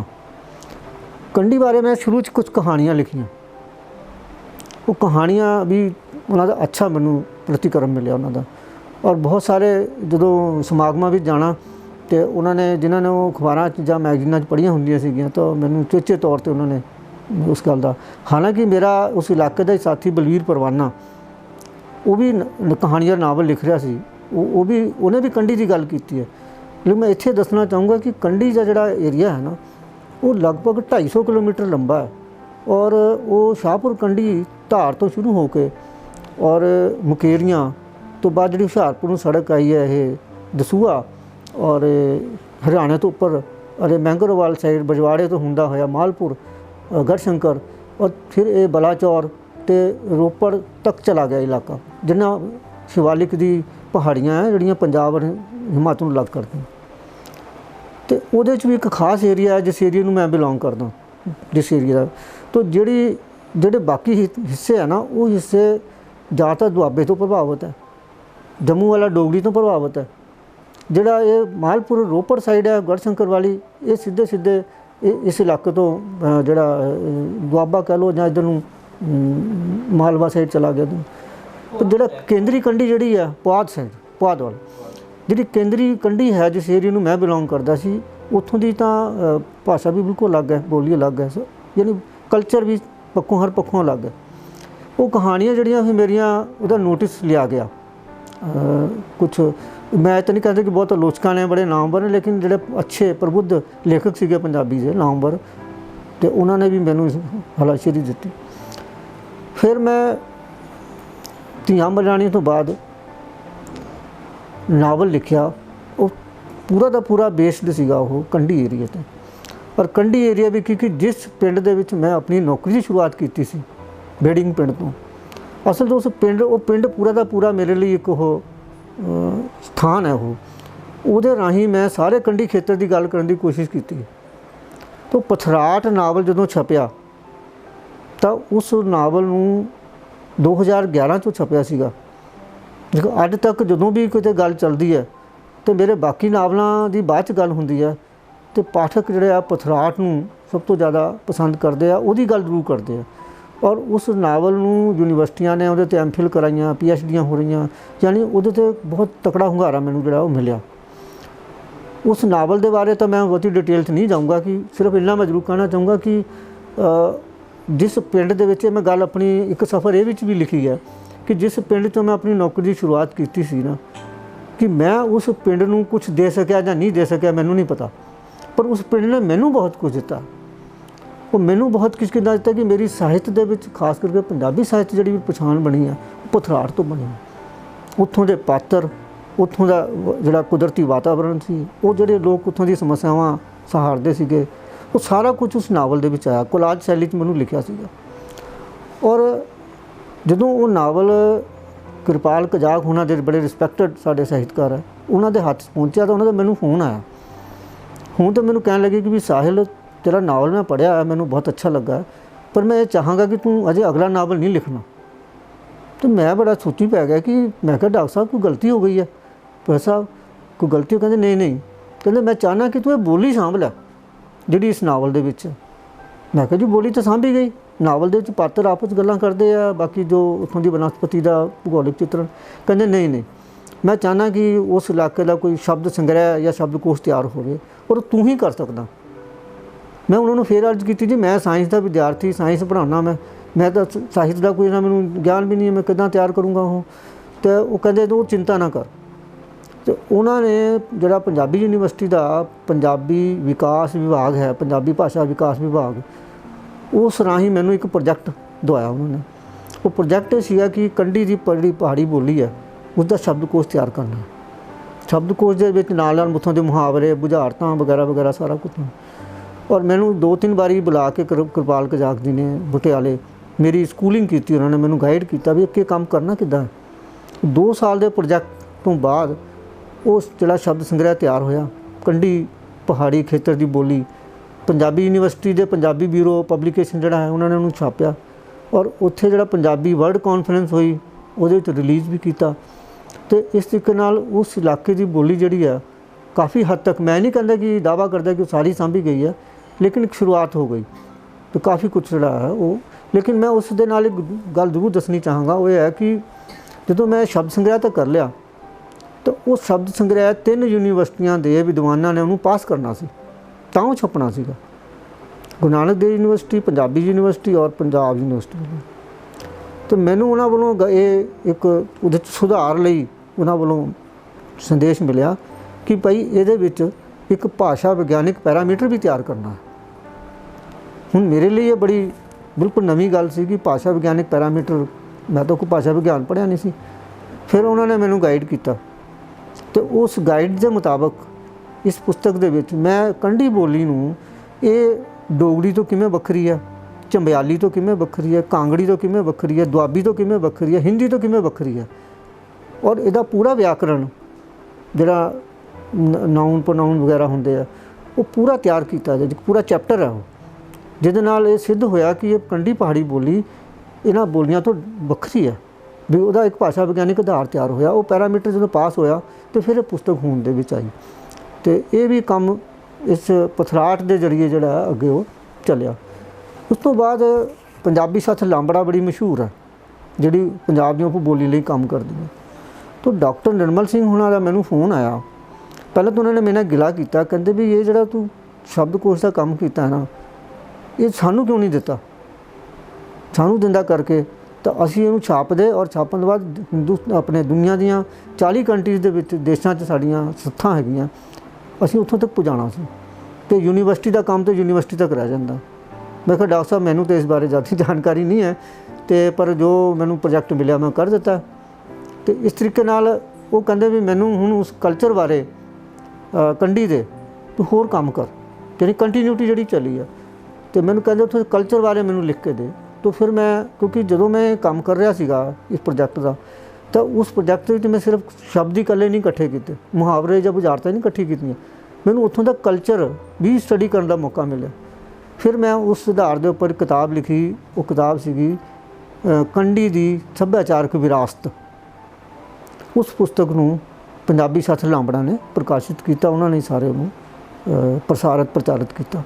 इत्थे मैं गल होर जोड़नी चाहांगा कि जदों ये पथराट लिखा गया तो जिहड़ा साडा मिनिस्ट्री ऑफ ह्यूमन रिसोर्सिस है हिंदुस्तान का, भारत सरकार का, तो वो हर साल जिहड़े गैर हिंदी भाषी राज हैगे आ उत्थों हिंदी दे विच खरड़े मंगदे आ। तो मैं पथराट का खरड़ा जिहड़ा हिंदी च करके उन्हां नूं भेज दिता और उहदा मैं नाम रखता बाइस्कोप, कि पथराट पंजाबी सीगा तो हिंदी च मेरा नाम रख। और मैं उदों बड़ी मेरे लिए हैरानी की गल सी कि जदों उस खरड़े नूं राष्ट्रीय पुरस्कार 1 लाख रुपए का वो भारत सरकार वालों मिलिया उस खरड़े नूं। बाद चो फिर वो हिंदी च भी छपया और उन्हां दे उपर भी हिंदुस्तान के अलग अलग यूनीवर्सिटियां MPhil PhD वगैरह भी हुई उन्हां ते। तो ये भी एक मैनूं हिट और किक सीगी कंढी दे नाल होर काम करन दी। तो निर्मल सिंह उन्होंने मेरा हाथ अजे तक नहीं छड्डिया। उस तो बाद मैनूं कहंदे कि तू हुण उत्थों दे लोक गीत इकट्ठे कर कंढी दे। फिर मैं उस ते काम च लग गया तो पुराने बजुर्ग जिहड़ी वो पीढ़ी हुण हौली हौली खत्म होंदी जा रही है उन्होंने मिल के तो जन्म समय, मुंडन संस्कार समय, ब्याहां समय जिन्ने भी वो उत्थे लोक गीत गाए जाते सीगे वो उन्हां कोलों मैं इकट्ठे कीते। तो फिर वो भी निर्मल सिंह हुणां ने पंजाबी साथ वालों कंढी दा कंठहार ਉਹਦੇ ਨਾਂ ਥੱਲੇ उस किताब ਨੂੰ छापिया। फिर ਮੈਨੂੰ ਲੱਗਾ कि इस इलाके ਦੇ ਵਿੱਚ ਤਾਂ बहुत ऐसियां विशेषतावां ਹੈਗੀਆਂ ਜਿਨ੍ਹਾਂ ਦਾ ਕਦੇ ਉਹਨਾਂ ਦੇ ਉਜਾਗਰ ਹੀ ਨਹੀਂ ਹੋਈਆਂ। ਸਾਡੀ ਜਿਹੜੀ ਕੇਂਦਰੀ ਪੰਜਾਬੀ ਮੁੱਖ ਧਾਰਾ ਹੈ ਜਾਂ ਸਾਡਾ ਕੇਂਦਰੀ ਕਲਚਰ ਜਿਹੜਾ ਹੈਗਾ ਪੰਜਾਬੀ ਦਾ ਉਹਦੇ ਨਾਲ ਜੁੜਿਆ ਹੀ ਨਹੀਂ। ਤਾਂ ਮੈਂ ਫਿਰ ਅਲੱਗ-ਅਲੱਗ ਆਰਟੀਕਲ ਲਿਖਣੇ ਸ਼ੁਰੂ ਕੀਤੇ ਕੰਢੀ ਨੂੰ ਲੈ ਕੇ। तो ਜਦੋਂ ਮੇਰੇ 16-17 ਆਰਟੀਕਲ ਇਸ ਤਰ੍ਹਾਂ ਹਰ ਅਖਬਾਰ 'ਚ ਲਗਭਗ ਛਪੇ ਉਹ, ਈਵਨ ਜਿਹੜੀਆਂ यूट्यूब ਤੇ भी कई वो चलदियाँ मैगजीन हैगे आ उन्होंने मैगजीन से भी वो आर्टिकल छपे। तो फिर उन्होंने डॉक्टर निर्मल सिंह उन्होंने पंजाबी साथ वाले ने तो फिर वो सारे 16-17 आर्टिकल जोड़े सी वो कंढी दी विलक्षणतावां ते विभिन्नतावां इस थल्ले उन्होंने हाल में किताब जी है वो भी प्रकाशित की है। तो इस तरह एक काम जोड़ा कंढी का एक दिन ਹੋਰ ਜੁੜ ਗਿਆ। ਫਿਰ ਇਸ ਤੋਂ ਬਾਅਦ ਮੈਂ ਕੰਢੀ ਦਾ ਜਿਹੜਾ ਇੱਕ ਕਿਉਂਕਿ ਬਾਰ-ਬਾਰ ਹਲਾਸ਼ੇਰੀ ਦਿੰਦੇ ਵੀ ਕੰਮ ਰੁਕਣਾ ਨਹੀਂ ਚਾਹੀਦਾ, ਕਰਦੇ ਰਹੋ ਕਰਦੇ। ਤਾਂ ਹੁਣ ਮੈਂ ਕੰਢੀ ਬਾਰੇ ਇੱਕ ਜਿਹੜੇ ਇਸ ਖਾਸ ਕਰਕੇ ਇਸ ਇਲਾਕੇ ਦੇ ਜਿਹੜੇ ਚਰਚਿਤ ਚਿਹਰੇ ਆ, ਜਿਨ੍ਹਾਂ ਦਾ ਪੰਜਾਬ ਨਹੀਂ ਹਿੰਦੁਸਤਾਨ ਲੈਵਲ ਦੇ ਉੱਪਰ ਉਹਨਾਂ ਨੇ ਮਾਰ ਕੇ ਮਾਰੇ ਆ, ਉਹਨਾਂ ਦਾ ਨਾਂ ਕੀਤਾ, ਲੇਕਿਨ ਉਹਨਾਂ ਨੂੰ ਗੋਲਿਆ ਨਹੀਂ ਗਿਆ। ਮੈਂ ਉਹਨਾਂ ਚਰਚਿਤ ਚਿਹਰਿਆਂ ਨੂੰ ਹੁਣ ਉਹ ਮੇਰਾ ਪ੍ਰੋਜੈਕਟ ਚੱਲ ਰਿਹਾ ਅਤੇ ਕਿਉਂਕਿ ਸਾਡੇ ਕੰਢੀ ਦੇ ਵਿੱਚ ਜਿਹੜੇ ਜੇਵਰ ਹੁੰਦਾ ਗਹਿਣਾ ਉਹਨੂੰ ਕੰਗਣੂ ਕਿਹਾ ਜਾਂਦਾ, ਅਤੇ ਕੰਢੀ ਦੇ ਕੰਗਣੂ ਦੇ ਨਾਂ ਥੱਲੇ ਉਹ ਮੇਰਾ ਪ੍ਰੋਜੈਕਟ ਚੱਲ ਰਿਹਾ। ਉਹ ਮੈਂ ਕੰਗਣ ਇਕੱਠੇ ਕਰ ਰਿਹਾ, ਜਦੋਂ ਇਕੱਠੇ ਹੋ ਜਾਣਗੇ ਤਾਂ ਕੰਢੀ ਦੇ ਕੰਗਣੂ ਨਾਂ ਥੱਲੇ ਉਹ ਪੁਸਤਕ ਵੀ ਮੈਂ ਪਾਠਕਾਂ ਤੱਕ ਪੇਸ਼ ਕਰ ਸਕਾਂਗਾ। ਅਤੇ ਇਸ ਦੇ ਨਾਲ ਮੇਰਾ ਜਿਹੜੇ ਖਿੜਨ ਤੋਂ ਪਹਿਲਾਂ ਨਾਵਲ ਹੈ ਪੰਜਾਬੀ 'ਚ ਕੁਆਰ ਝਾਤ ਵੀ ਕੰਢੀ ਏਰੀਆ ਦੇ ਉੱਪਰ ਬੇਸਡ ਹੈ। ਕਿ ਉਹ ਇਹ ਮੈਂ ਜ਼ਰੂਰ ਦੱਸਣਾ ਚਾਹਾਂਗਾ ਕਿ ਕੁਆਰ ਝਾਤ ਉਸ ਕੰਢੀ ਦੇ ਇਲਾਕੇ 'ਚ ਇੱਕ ਐਸੀ ਵਿਗਿਆਨਕ ਰਸਮ ਹੈ ਜਿਹੜੀ ਕਿਸੇ ਹਿੰਦੁਸਤਾਨ ਦੇ ਕਿਸੇ ਏਰੀਏ 'ਚ ਨਹੀਂ ਪਾਈ ਜਾਂਦੀ। ਹੌਲੀ ਹੌਲੀ ਹੁਣ ਉਹ ਜਿਹੜਾ ਯੁੱਗ ਬਦਲ ਰਿਹਾ ਉਹਨਾਂ ਚੀਜ਼ਾਂ ਦੇ ਵਿੱਚ ਹੁਣ ਉਹ ਬਦਲਦੇ ਜਾ ਰਹੇ ਰਸਮ ਰਿਵਾਜ। ਲੇਕਿਨ ਰਿਵਾਜ ਮੈਂ ਜ਼ਰੂਰ ਦੱਸਣਾ ਚਾਹਾਂਗਾ ਕਿ ਉੱਥੇ ਜਦੋਂ ਸ਼ਾਦੀ ਹੁੰਦੀ ਹੈ ਤਾਂ ਲੜਕੇ ਲੜਕੀ ਨੂੰ ਉਹਨਾਂ ਨੂੰ ਦਿਖਾਉਣਾ ਔਰ ਮਿਲਾਉਣਾ, ਆਪਸ ਵਿੱਚ ਗੱਲਬਾਤ ਕਰਾਉਣ ਦਾ ਰਿਵਾਜ ਹੁਣ ਹੋ ਗਿਆ ਹੈਗਾ, ਲੇਕਿਨ ਅੱਜ ਤੋਂ 50 ਸਾਲ ਪਹਿਲਾਂ ਨਹੀਂ ਸੀ ਜਦੋਂ ਦੀ ਮੈਂ ਗੱਲ ਕੀਤੀ, ਅੱਧੀ ਸਦੀ ਪਹਿਲਾਂ। ਅਤੇ ਉਦੋਂ ਇੱਕ ਰਸਮ ਇਹ ਸੀਗੀ ਕਿ ਜਦੋਂ ਬਰਾਤ ਨੇ ਲੜਕੇ ਦੀ ਬਰਾਤ ਨੇ ਜਾਣਾ ਲੜਕੀ ਵਾਲਿਆਂ ਦੇ, ਜਦੋਂ ਲੜਕੀ ਦੀ ਬਰਾਤ ਚਲੀ ਗਈ, ਠਹਿਰ ਗਈ ਜੰਝ ਘਰ ਦੇ ਵਿੱਚ, ਔਰ ਫਿਰ ਉਹਨੇ ਲੜਕੇ ਵਾਲਿਆਂ ਦੇ ਘਰ ਜਾਣਾ, ਅਤੇ ਉਹਦੀ ਜਿਹੜੀ ਲਾਵਾਂ ਫੇਰੇ ਹੋਣ ਤੋਂ ਪਹਿਲਾਂ ਉਸ ਲੜਕੇ ਨੂੰ ਉਸ ਵਿਹੜੇ ਦੇ ਵਿੱਚ ਲੜਕੀ ਵਾਲਿਆਂ ਦੇ ਵਿਹੜੇ 'ਚ ਖੜ੍ਹੇ ਹੋ ਕੇ ਇਸ਼ਨਾਨ ਕਰਨਾ ਪੈਂਦਾ ਸੀ, ਜਦੋਂ ਕਿ ਸਾਹਮਣੇ ਸਾਰੀ ਬਰਾਦਰੀ ਇਕੱਠੀ ਹੈ, ਔਰ ਜਿਹੜੀ ਲੜਕੀ ਹੈ ਜਿਹਦੀ ਵਿਆਹੰਦੜ ਹੈ ਉਹ ਤਾਕੀ ਵਿੱਚ ਆਪਣੀ ਸਹੇਲੀਆਂ ਨਾਲ, ਆਪਣੀ ਭੈਣਾਂ ਨਾਲ ਖੜੀ ਹੋ ਕੇ ਉਸ ਨਹਾਉਂਦੇ ਹੋਏ ਆਪਣੇ ਹੋਣ ਵਾਲੇ ਪਤੀ ਨੂੰ ਦੇਖਦੀ ਹੈ। ਔਰ ਉਹ ਲੋਕ ਗੀਤ ਔਰ ਰਸਮਾਂ ਐਸੀਆਂ ਬਣੀਆਂ ਹੈ ਕਿ ਉੱਧਰ ਉਹ ਗੀਤ ਗਾਏ ਜਾਂਦੇ ਉਸ ਰਸਮ ਦੇ, ਔਰ ਜਿਹੜਾ ਪੰਡਿਤ ਜੀ ਇਸ਼ਨਾਨ ਕਰਵਾ ਰਹੇ ਹੈ ਔਰ ਜਿਹੜਾ ਲੜਕੀ ਦਾ ਭਰਾ ਹੈ ਉਹ ਕੋਲ ਖੜਾ ਹੈ, ਉਹ ਇੱਕ ਛਾਬੇ ਦੇ ਵਿੱਚ ਵਸਤਰ ਲੈ ਕੇ ਖੜਾ ਹੈ, ਜਿਹੜੇ ਨਹਾਉਣ ਤੋਂ ਬਾਅਦ ਉਹਨੇ ਉਹ ਵਸਤਰ ਪਾਣੇ ਹੈ। ਵਸਤਰਾਂ ਦੇ ਨਾਲ ਬਕਾਇਦਾ ਲੋਕ ਗੀਤ ਚੱਲ ਰਹੇ ਹੈ। ਭਰਾ ਬਿਲਕੁਲ ਲਾਗਿਓਂ ਖੜਾ ਹੋ ਕੇ ਦੇਖਿਆ ਕਿ ਇਹ ਜਿਹੜਾ ਲੜਕਾ ਹੈ ਸਰੀਰ ਕੋਈ ਦਾ ਅੰਗ ਭੰਗ ਤਾਂ ਨਹੀਂ, ਸਰੀਰਕ ਤੌਰ 'ਤੇ ਮੁਕੰਮਲ ਹੈ, ਕੋਈ ਇਸ ਤਰ੍ਹਾਂ ਦੀ ਕਮੀ ਪੇਸ਼ੀ ਤਾਂ ਨਹੀਂ। ਅਗਰ ਕੋਈ ਕਮੀ ਪੇਸ਼ੀ ਨਿਕਲ ਆਉਂਦੀ ਹੈ ਤਾਂ ਉਹ ਲੜਕੀ ਨੂੰ ਪੂਰਾ ਅਧਿਕਾਰ ਹੈ ਉਸ ਵੇਲੇ ਕਿ ਉਹ ਮਨਾ ਕਰ ਸਕਦੀ ਹੈ ਕਿ ਵੀ ਮੈਂ ਨਹੀਂ ਵਿਆਹ ਕਰਨਾ, ਅਬ ਰਾਤ ਨੂੰ ਜਾਣਾ ਪੈ ਸਕਦਾ। ਪਰ ਇਹ ਜਿਹੀ ਘਟਨਾਵਾਂ ਉਸ ਸਮੇਂ 'ਚ ਹੋਈਆਂ ਵੀ। ਇਹੋ ਜਿਹੀ ਵਿਗਿਆਨਕ ਰਸਮ ਮੈਂ ਕਿਸੇ ਹੋਰ ਕਲਚਰ ਦੇ ਵਿੱਚ ਖਾਸ ਕਰਕੇ ਹਿੰਦੁਸਤਾਨ 'ਚ ਨਹੀਂ ਦੇਖੀ। ਇਹ ਕੁਆਰ ਝਾਤ ਉਹਨੂੰ ਉਸ ਇਲਾਕੇ 'ਚ ਕਿਹਾ ਜਾਂਦਾ ਹੈ, ਅਤੇ ਇਸ ਨੂੰ ਮੈਂ ਆਧਾਰ ਬਣਾ ਕੇ ਜਿਹੜਾ ਸੀ ਉਹ ਨਾਵਲ ਲਿਖਿਆ ਸੀਗਾ ਕੰਢੀ ਦੇਰ। ਤਾਂ ਇਸ ਤਰ੍ਹਾਂ ਮੇਰਾ ਹੁਣ ਜਿਹੜੇ ਹੋਰ ਵਿਸ਼ੇ ਲੈ ਕੇ ਮੇਰਾ ਰੀਸੈਂਟਲੀ ਨਾਵਲ ਮਣੇ ਕੰਢੀ ਖੇਤਰ 'ਤੇ ਆਧਾਰਿਤ ਹੈ, ਉਹ ਹੁਣੇ ਛਪ ਕੇ ਆਇਆ ਹੈ ਥੋੜ੍ਹੇ ਦਿਨ ਪਹਿਲਾਂ ਹੀ। ਅਤੇ ਮਣੇ ਸਾਡੇ ਪਿੰਡਾਂ ਦੇ ਵਿੱਚ, ਪਹਾੜੀ ਪਿੰਡਾਂ ਦੇ ਵਿੱਚ, ਖੇਤਾਂ ਦੇ ਵਿੱਚ ਮਣਾ ਗੱਡਿਆ ਜਾਂਦਾ ਹੈ, 4 ਬਾਂਸ ਗੱਡ ਕੇ ਉੱਪਰ ਮੰਜਾ ਲਗਾ ਕੇ ਛੱਤ ਪਾਈ ਜਾਂਦੀ ਹੈ, ਕਿਉਂਕਿ ਉੱਥੇ ਇੱਕੋ ਫਸਲ ਹੁੰਦੀ ਹੈ, ਉਹ ਹੈ ਮੱਕੀ ਦੀ। ਲੇਕਿਨ ਉਸ ਇਲਾਕੇ ਦੇ ਵਿੱਚ ਜੰਗਲੀ ਜਾਨਵਰ ਬਹੁਤ ਜ਼ਿਆਦਾ ਹੈ। ਜਿੱਦਾਂ ਹੀ ਮੱਕੀ ਸੂਤਰਨ ਲੱਗਦੀ ਹੈ, ਮਿੰਜਰਾਂ ਪੈਂਦੀਆਂ, ਤਾਂ ਉਹ ਜੰਗਲੀ ਜਾਨਵਰ ਰਾਤਾਂ ਨੂੰ ਧਾਵਾ ਬੋਲਦੇ ਆ, ਅਤੇ ਅਗਰ ਉਹਨਾਂ ਨੂੰ ਨਾ ਹਟਾਇਆ ਜਾਵੇ ਤਾਂ ਉਹ ਇੱਕ ਰਾਤ ਦੇ ਵਿੱਚ ਸਾਰੀ ਮੱਕੀ ਨੂੰ ਵਿਛਾ ਕੇ ਚਲੇ ਜਾਂਦੇ, ਤਹਿਸ ਨਹਿਸ ਕਰ ਦਿੰਦੇ। ਤਾਂ ਉਹ ਵਿਚਾਰਾ ਕਿਸਾਨ ਸਾਰੀ ਰਾਤ ਜਾਗ ਕੇ, ਪੀਪੇ ਖੜਕਾ ਕੇ ਜਾਂ ਪਟਾਕੇ ਚਲਾ ਕੇ, ਹਲਾ ਕਰਕੇ, ਸ਼ੋਰ ਮਚਾ ਕੇ, ਗੱਦੀ ਕੁੱਤਿਆਂ ਦੀ ਮਦਦ ਲੈ ਕੇ ਤਾਂ ਉਹਨਾਂ ਡੰਗਰਾਂ ਨੂੰ, ਜਾਨਵਰਾਂ ਨੂੰ ਉੱਥੋਂ ਕੱਢਦਾ ਹੈ। ਅਤੇ ਉਹ ਮਣਾ ਉਸਦੀ ਜ਼ਿੰਦਗੀ ਦਾ ਇੱਕ ਅਹਿਮ ਹਿੱਸਾ ਹੈ ਜਿਹਦੇ ਸਿਰ 'ਤੇ ਉਹ ਫਸਲ ਬਚਾਉਂਦਾ ਹੈ। ਮੈਂ ਉਸ ਨੂੰ ਇੱਕ ਮੈਟਾਫਰ ਦੇ ਤੌਰ 'ਤੇ ਲਿਆ, ਮੈਟਾਫਰ ਇਨ ਸੈਂਸ ਕਿ ਉਸ ਇਲਾਕੇ ਦੇ ਵਿੱਚ ਜਿਹੜੇ ਬੱਚੇ ਆ ਨਾ, ਨੌਕਰੀਆਂ ਨਹੀਂ ਹੈ, ਜਾਂ ਉਹ ਮਜ਼ਦੂਰੀ ਕਰਦੇ ਆ ਜਾਂ ਉਹ ਬੱਚੇ ਫੌਜ 'ਚ ਭਰਤੀ ਹੁੰਦੇ ਆ। ਉੱਥੇ ਲਗਭਗ ਹਰ ਘਰ ਤੋਂ ਇੱਕ ਲੜਕਾ ਤੁਹਾਨੂੰ ਫੌਜੀ ਮਿਲੇਗਾ। ਉਹਨਾਂ ਜਿਹੜਾ ਬਾਪ ਖੇਤਾਂ ਦੇ ਵਿੱਚ ਮਣੇ 'ਤੇ ਬੈਠ ਕੇ ਫਸਲ ਦੀ ਰਾਖੀ ਕਰ ਰਿਹਾ, ਉਹਦਾ ਹੀ ਬੇਟਾ ਬਾਰਡਰ ਦੇ ਉੱਪਰ ਮਚਾਨ 'ਤੇ ਬੈਠ ਕੇ ਦੁਸ਼ਮਣਾਂ ਦੀ ਰਾਖੀ ਕਰ ਰਿਹਾ, ਦੁਸ਼ਮਣਾਂ ਤੋਂ ਸਰਹੱਦ ਦੀ ਨਗੇਬਾਨੀ ਕਰ ਰਿਹਾ ਉੱਥੇ ਬਹਿ ਕੇ। ਔਰ ਤੀਸਰਾ ਮੈਂ ਮੈਟਾਫਰ ਉਹਦੇ 'ਚ ਲਿਆ ਹੈ ਮਣੇ ਦਾ ਕਿ ਉਸ ਇਲਾਕੇ ਨਾਲ ਇਹ ਗੱਲ ਨਹੀਂ ਖੈਰੇ ਤਾਂ ਸਾਰੇ ਹਿੰਦੁਸਤਾਨ 'ਚ ਵੀ ਗੱਲ ਜੁੜਦੀ ਹੈ ਕਿ ਹਰ ਇੱਕ ਔਰਤ ਨੂੰ ਆਪਣੀ ਨਸਲ ਬਚਾਉਣ ਲਈ ਵੀ ਮਣੇ ਦੀ ਲੋੜ ਹੈ, ਮਰਦ ਰੂਪੀ ਮਣੇ ਦੀ ਲੋੜ ਹੈ। ਤਾਂ ਉਸ ਇਲਾਕਾ ਜਿੱਥੇ ਕਿ ਵਿਧਵਾਵਾਂ ਨੂੰ ਅਜੇ ਵੀ ਨਹੀਂ ਉਹਨਾਂ ਦਾ ਵਿਆਹ ਕੀਤੇ ਜਾਂਦੇ, ਅਗਰ ਰੱਬ ਨਾ ਕਰੇ ਕੋਈ ਵਿਧਵਾ ਹੋ ਜਾਏ, ਜਾਂ ਉਸ ਇਲਾਕੇ ਦੀ ਇੰਨੀਆਂ ਤੰਗੀਆਂ ਤੁਰਸ਼ੀਆਂ ਹੈ ਕਿ ਸਹਿਜੇ ਕਿਤੇ ਲੋਕ ਆਪਣਾ ਉੱਥੇ ਲੜਕੀਆਂ ਨੂੰ ਵਿਆਹ ਨਹੀਂ ਕਰਕੇ ਤਿਆਰ ਹੁੰਦੇ, ਉੱਥੇ ਹਿੱਸਾ ਲੈਣ ਨੂੰ ਤਿਆਰ ਨਹੀਂ ਹੁੰਦੇ। ਐਸਾ ਵੀ ਉਹਨਾਂ ਨੂੰ ਲੋਕਾਂ ਨੂੰ ਉਹਨਾਂ ਲਈ ਮੁਸ਼ਕਿਲਾਂ ਦਰਪੇਸ਼ ਆਉਂਦੀਆਂ, ਕਿਉਂਕਿ ਸਾਧਨ ਕੋਈ ਨਹੀਂ ਹੈ, ਅਨਪੜ੍ਹ ਹੈ ਬਹੁਤ, ਅਜੇ ਵੀ ਉੱਥੇ ਬਹੁਤ ਚੀਜ਼ਾਂ ਦੀ ਕਮੀ ਹੈ।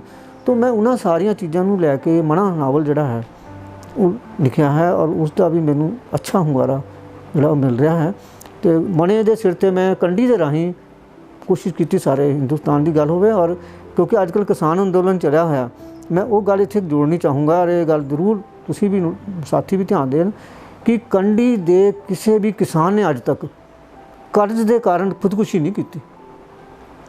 ਕੰਢੀ ਦਾ ਕਿਸਾਨ ਇੰਨਾ ਸਹਿਨਸ਼ੀਲ ਹੈ, ਧੀਰਜਵਾਨ ਹੈ, ਬਹੁਤ, ਉਹ ਨਮਕ ਨਾਲ ਭੁੱਖਾ ਰਹਿ ਕੇ ਆਪਣਾ ਗੁਜ਼ਾਰਾ ਕਰ ਲੇਗਾ, ਲੇਕਿਨ ਉਹ ਆਪਣੀ ਜ਼ਮੀਨ ਨੂੰ ਕਦੇ ਵੀ ਗਹਿਣੇ ਨਹੀਂ ਰੱਖਦਾ। ਉਹ ਉਸ ਸਟੇਟਸ ਨਹੀਂ ਜਾ ਕੇ ਬੜਿਆ ਕਿ ਮੈਂ ਬੜੀ ਸ਼ਾਨੋ ਸ਼ੌਕਤ ਨਾਲ ਜ਼ਿੰਦਗੀ ਬਿਤਾਉਣੀ ਹੈ, ਮੇਰੇ ਘਰ ਟਰੈਕਟਰ ਖੜੇ ਹੋਣ, ਮੇਰੇ ਘਰ ਏਸੀ ਹੋਣ, ਮੇਰੇ ਘਰ ਕਾਰਾਂ ਹੋਣ, ਯਾਨੀ ਕਰਜ਼ੇ ਲੈ ਕੇ ਮੈਂ ਉਸ ਪਾਸੇ ਨੂੰ ਨਹੀਂ ਜਾਂਦਾ। ਉਹ ਆਪਣੀ ਲਿਮਿਟ ਦੇ ਸੀਮਾ 'ਚ ਰਹਿੰਦਾ ਹੋਇਆ, ਉਸ 'ਤੇ ਸਬਰ ਕਰਦਾ ਹੋਇਆ ਉਹ ਆਪਣਾ ਜੀਵਨ ਗੁਜ਼ਾਰ ਰਿਹਾ ਹੈ। ਬੜੀਆਂ ਤੰਗੀਆਂ ਤੁਰਸੀਆਂ, ਲੇਕਿਨ ਉਸਨੇ ਕਦੇ ਇਹ ਰਾਹ ਨਹੀਂ ਅਪਣਾਇਆ, ਕਦੇ ਸਲਫਾਸ ਨਾਂ ਦੀ ਚੀਜ਼ ਨਹੀਂ ਉਹਨੇ ਇੱਦਾਂ ਵਰਤੀ ਨੇ। ਇਹ ਉਸ ਇਲਾਕੇ ਦੀ ਖਾਸ ਗੱਲ ਹੈ ਜਿਹੜੀ ਮੈਂ ਦੱਸਣੀ ਚਾਹਾਂ।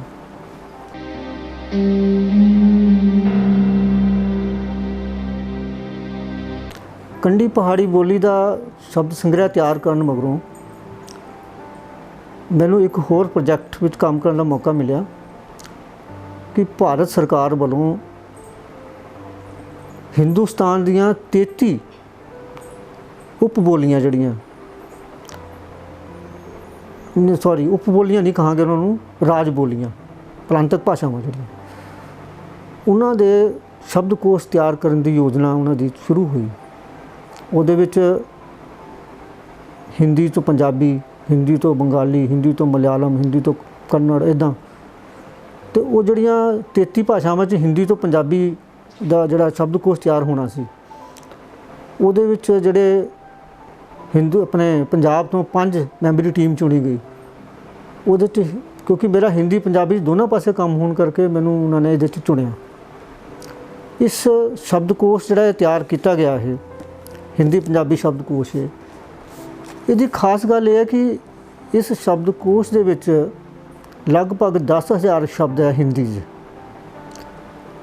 ਔਰ ਜਿਹੜੇ ਜੀ ਪੰਜਾਬੀ ਸ਼ਬਦ ਇਹਦੇ ਨਾਲ ਤਿਆਰ ਕੀਤੇ ਗਏ ਸ਼ਬਦਕੋਸ਼ ਬਣਾਇਆ, ਉਹ ਪੰਜਾਬੀ ਵੀ ਦੇਵਨਾਗਰੀ ਲਿਪੀ 'ਚ ਲਿਖੀ ਗਈ ਹੈ, ਗੁਰਮੁਖੀ ਲਿਪੀ 'ਚ ਨਹੀਂ ਹੈ। ਉਹਦਾ ਇੱਕ ਕਾਰਨ ਹੈ ਕਿ ਪੰਜਾਬ ਤੋਂ ਬਾਹਰ ਜਿੰਨੀਆਂ ਵੀ ਸਟੇਟਸ ਹੈਗੀਆਂ, ਰਾਜ ਹੈਗੇ ਆ, ਅਗਰ ਕੋਈ ਉਹ ਪੰਜਾਬੀ ਸਿੱਖਣਾ ਚਾਹੁੰਦਾ ਔਰ ਉਹਨੂੰ ਦੇਵਨਾਗਰੀ ਲਿਪੀ ਆਉਂਦੀ ਹੈ, ਗੁਰਮੁਖੀ ਲਿਪੀ ਨਹੀਂ ਆਉਂਦੀ, ਤਾਂ ਉਹ ਹਿੰਦੀ ਜਿਹੜੀ ਹੈ, ਪੰਜਾਬੀ ਜਿਹੜੀ ਆ, ਉਹ ਦੇਵਨਾਗਰੀ ਲਿਪੀ 'ਚ ਸਿੱਖ ਜਾਂਦਾ। ਔਰ ਇਹਨਾਂ ਸ਼ਬਦਾਂ ਦੇ ਰਾਹੀਂ ਉਹ ਸਕੂਲ 'ਚ, ਡਾਕਖਾਨੇ 'ਚ, ਬੈਂਕ 'ਚ, ਜਾਂ ਜਿੱਥੇ ਰੋਜ਼ਮर्रा ਕਿਤੇ ਬੱਸ ਸਟੈਂਡ 'ਤੇ, ਕਿਤੇ ਉਹਨੇ ਏਅਰਪੋਰਟ 'ਤੇ, ਕਿਤੇ ਰੇਲਵੇ ਸਟੇਸ਼ਨ 'ਤੇ, ਕਿਤੇ ਸਕੂਲ 'ਚ ਜਿੱਥੇ ਜਾਣਾ ਹੈ ਔਰ ਉਸਨੂੰ ਪੰਜਾਬੀ ਦੇ ਸ਼ਬਦਾਂ ਦੀ ਲੋੜ ਪੈਂਦੀ ਹੈ, ਵਾਕ ਬੋਲਣੇ ਹੈ ਜਾਂ ਉਹਨੂੰ ਸਮਝਣਾ, ਉਹ ਬੜੇ ਆਸਾਨੀ ਨਾਲ ਸਮਝ ਸਕਦਾ। ਤਾਂ ਇਹ ਹਿੰਦੀ ਪੰਜਾਬੀ ਅਧਿਅਤਾ ਕੋਸ਼ ਦਾ ਨਾਂ ਰੱਖਿਆ ਗਿਆ, ਅਤੇ ਇਹ 33 ਭਾਸ਼ਾਵਾਂ ਦੇ ਤਿਆਰ ਹੋਏ, ਜਿਸ 'ਚ ਮੈਨੂੰ ਇਹ ਮਾਣ ਮਿਲਿਆ ਭਾਰਤ ਸਰਕਾਰ ਵੱਲੋਂ ਕਿ ਮੈਂ ਇਸ ਟੀਮ 'ਚ ਸ਼ਾਮਲ ਹੋਇਆ। ਔਰ ਇਹ ਪਿਛਲੇ ਸਾਲ ਇਹ ਮੁਕੰਮਲ ਹੋ ਗਿਆ ਸੀ, ਔਰ ਇਹ 15 ਅਗਸਤ ਨੂੰ ਇਹ ਸਾਰੇ ਇਕੱਠੇ ਯਾਨੀ 33 ਦੇ 33 ਬੜਾ ਵੱਡਾ ਪ੍ਰੋਗਰਾਮ ਹੋਣਾ ਸੀ, ਦਿੱਲੀ 'ਚ ਰਿਲੀਜ਼ ਹੋਣੇ ਸੀ, ਅਤੇ ਕਰੋਨਾ ਕਾਲ ਕਰਕੇ ਨਹੀਂ ਹੋ ਪਾਇਆ। ਸਾਨੂੰ ਉਹਨਾਂ ਨੇ ਘਰਾਂ 'ਚ ਕਾਪੀਆਂ ਭੇਜ ਦਿੱਤੀਆਂ, ਅਤੇ ਇਹ ਕੰਮ ਜਿਹੜਾ ਇੱਕ ਵੀ ਇਹਦੇ ਨਾਲ ਹਿੰਦੀ ਪੰਜਾਬੀ ਦੋਨਾਂ 'ਚ ਜੁੜੇ ਹੋਣ ਕਰਕੇ ਮੈਨੂੰ ਮਿਲਿਆ। ਤੋ ਬਾਕੀ ਸਾਹਿਤ ਮੇਰੇ ਲਈ ਸਾਧਨਾ ਰਹੀ ਹੈ। ਸਾਹਿਤ ਨੂੰ ਮੈਂ ਸਾਧਨ ਨਹੀਂ ਬਣਾਇਆ ਕਦੇ ਵੀ। ਮੈਂ ਸਾਹਿਤ ਦੇ ਸਿਰ 'ਤੇ ਕੁਛ ਪ੍ਰਾਪਤ ਕਰਨ ਦੀ ਕੋਸ਼ਿਸ਼ ਨਹੀਂ ਕੀਤੀ। ਮੇਰੇ ਲਈ ਸਾਧਨਾ ਇਨ ਸੈਂਸ ਮੈਂ ਕਹਿੰਦਾ ਹੁੰਦਾ ਕਿ ਜਿਸ ਸਮੇਂ ਲੋਕ ਸਵੇਰੇ ਉੱਠ ਕੇ ਪਾਠ ਕਰ ਰਹੇ ਹੁੰਦੇ ਆ, ਭਜਨ ਕਰ ਰਹੇ ਹੁੰਦੇ ਆ, ਮੈਡੀਟੇਸ਼ਨ ਕਰ ਰਹੇ ਹੁੰਦੇ ਆ, ਤਾਂ ਉਸ ਵੇਲੇ ਮੇਰੀ ਮੈਡੀਟੇਸ਼ਨ, ਮੇਰੀ ਸਾਧਨਾ, ਮੇਰੀ ਆਰਾਧਨਾ, ਮੇਰੀ ਪੂਜਾ ਇਹ ਸਾਹਿਤ ਹੀ ਹੁੰਦੀ ਹੈ, ਸਾਹਿਤ ਸਿਰਜਣਾ ਹੀ ਹੁੰਦੀ ਹੈ। ਮੈਂ ਕਈ ਵਾਰੀ ਸੋਚਦਾ ਕਿ ਇਹ ਮੇਰਾ ਨਿੱਜੀ ਅਨੁਭਵ ਤੁਹਾਡੇ ਨਾਲ ਸ਼ੇਅਰ ਕਰਨਾ ਕਿ ਮੈਂ ਕਿਸੇ ਵੀ ਧਾਰਮਿਕ, ਕਿਸੇ ਗੁਰਦੁਆਰਾ ਸਾਹਿਬ, ਮੰਦਿਰ, ਕਿਤੇ ਵੀ ਬੈਠਾ ਹੋਵਾਂ, ਬਹੁਤ ਉੱਥੇ, ਪਰ ਉੱਥੇ ਬੈਠਿਆਂ ਵੀ ਮੇਰਾ ਚਿੱਤ ਉਖੜ ਜਾਂਦਾ ਅਚਾਨਕ, ਜਾਂ ਉੱਥੋਂ ਕਿਤੇ ਹੋਰ ਲਿਵ ਲੱਗ ਜਾਂਦੀ ਹੈ।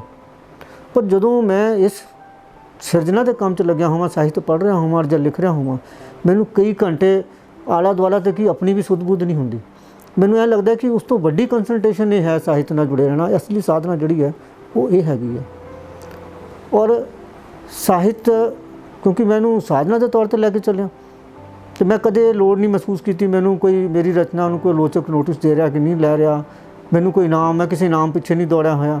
ਹਾਂ, ਅਗਰ ਕਿਸੇ ਨੂੰ ਅੱਛਾ ਲੱਗਦਾ ਹੈ, ਉਹਨੂੰ ਉਹਦੀ ਮੁਲਾਂਕਣ ਕਰਦੇ ਆ ਤੇ ਮੈਂ ਮਨਾ ਵੀ ਨਹੀਂ ਕਰਦਾ, ਠੀਕ ਹੈ। ਲੇਕਿਨ ਆਪਾਂ ਉਸ ਦੌਰ 'ਚ ਸ਼ਾਮਲ ਨਹੀਂ ਹਾਂ ਕਿ ਬਈ ਅਸੀਂ ਇਨਾਮਾਂ ਖਾਤਰ ਲਿਖਣਾ। ਸਿਰਫ ਚੁੱਪ ਚਪੀਤੇ ਅਸੀਂ ਇਹ ਕੰਮ ਆਪਣਾ ਕਰੀ ਜਾ ਰਹੇ ਹਾਂ। ਔਰ ਇਸ ਜਿਹੜੀ ਔਰ ਮੈਂ ਸਮਝਦਾ ਕਿ ਸਾਧਨਾ ਹੁੰਦੀ ਵੀ ਚੁੱਪ ਚਪੀਤੇ, ਰੌਲਾ ਪਾ ਕੇ ਨਹੀਂ ਹੁੰਦੀ। तो जिन्ना भी मैं काम कर सकिया वो इस साधना के सिर ते कर सकिया। हाँ, ये है कि मैं अपने परिवार नाल जरूर क्योंकि एक परिवारिक मैं मैंबर हाँ, एक परिवार की जिम्मेदारी है और समा उही हुंदा है, उदों असीं परिवार नूं भी देना हुंदा है, असीं अपने शौक भी पूरे करने हुंदे। हो सकता है कि मैं कई बार अपने पत्नी का, अपने बच्चों के हिस्से का कोई समा जिहड़ा है वो अपनी इस लगन दे विच ला गया होवां इस पासे, लेकिन मेरे परिवार ने, मेरे बच्चों ने, मेरी पत्नी ने इस चीज़ को हमेशा एप्रीशिएट किया, मेरा हौसला बढ़ाया।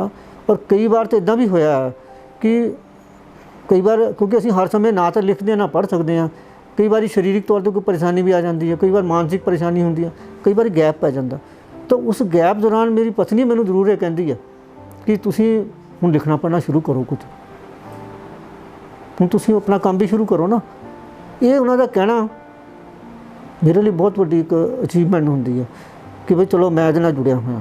तो मेरे लिए सब तो बड़ी प्रेरणा बन जाती कि परिवार च हालांकि कोई साहित्यक माहौल नहीं है, बच्चे साइंस दे गए, वो मैकेनिकल दे बेटा बेटी फार्मेसी च आया, कोई इदां दा उन्हां बच्चों का कोई शौक नहीं है। मेरे परिवार च भी कोई इदां दा साहित्यक माहौल नहीं रहा, लेकिन जो पत्नी वालों इदां दा hungaरा मिल जाता तो मैं भी लगा रहना। हालांकि मैंने महसूस करदा कि कई बार मैं इन्हां दा समा चोरी करके जबरदस्ती लैके इस पासे ला के जाति भी करदा, पर मैं जिस काम से लगा हुआ मैंने लगता है कि अगर मैं कोई जाति कर रहा तो यह भी मैंने माफ़ करनगे तो पाठक भी इस गल करनगे। मैं पाठकों को एक मैं नहीं समझदा कि मैं बहुत कोई बड़ा केड़ा व्यक्ति बन गया कि मैं उनको बहुत बड़े स्नेह दे सकां, उपदेश देवां, पर मैं ये जरूर कहना चाहां कि जिहड़ी साहित्य है सानू एक इंसान बनने दे विच मदद करता है, एक सच्चा सुच्चा इंसान बनने दे विच। साहित्य पढ़न नाल साडी जिहड़ी है रब ने सानू अखां दित्तियां, लेकिन जिहड़ी विज़न है, जिहड़ी दृष्टि है वो सानू पुस्तकां दिंदियां। तो दृष्टि प्राप्त करनी है, विज़न एक प्राप्त करना है, दुनिया नू एक वखरे नज़रिए नाल देखना है और उहदे नाल तुसीं अपना जीवन भी आसान करना है, लोगों का भी जीवन आसान कर सकते हैं। तो साहित्य नाल जरूर जुड़ना चाहिए। और कई बार ऐसी जिंदगी च मेरे इदां दियां मेरे परिवार च इदां दियां घटनावां वापरियां कि उस समय मैं समझदा कि मैनू साहित्य ने ही बचाया। अगर साहित्य का साथ ना हुंदा तो शायद मैं तुहाडे सामने बैठा भी ना हुंदा। अजिहे रिवर्स हालातों तो भी असीं लंघे हैं। तो मैं तो यही कहना चाहूँगा कि साहित्य जिहड़ा है वो जे असीं साहित्य नाल जुड़े तो साडे ते कुदरत दी जां उस ऑलमाइटी दी बहुत बड़ी कृपा है कि असीं इहदे नाल जुड़े होए हैं। और सब तो वड्डी गल कि इस दे माध्यम नाल सानू हिंदुस्तान दे मैनू डॉक्टर APJ अब्दुल कलाम जी वर्गी शख्सियत नाल मिलण दा मौका मिलिया, जिहदा मैं जिक्र करना चाहांगा। यही मेरी प्राप्ति है कि उन्होंने जदों हिंदुस्तान चों 22 क्रिएटिव टीचर चुने गए सारे हिंदुस्तान चों, तो पंजाब तो एक मैं भी सीगा क्रिएटिव टीचर के तौर पर। सानू 26 जनवरी 2007 नूं राष्ट्रपति भवन दे विच जदों कलाम साहब ने साडी 3 घंटे मीटिंग हुई उन्हां नाल, तो मैं वो जीवन की सब तो वड्डी उपलब्धि समझदा। इस तो वड्डा कोई इनाम नहीं है कि इतनी अजीम शख्सियत ने सानू इन्ना मान सत्कार दिता। तो मैं तो यही सारे साथियों को कहना चाहांगा। सारिਆਂ ਦਾ बहुत बहुत धन्यवाद।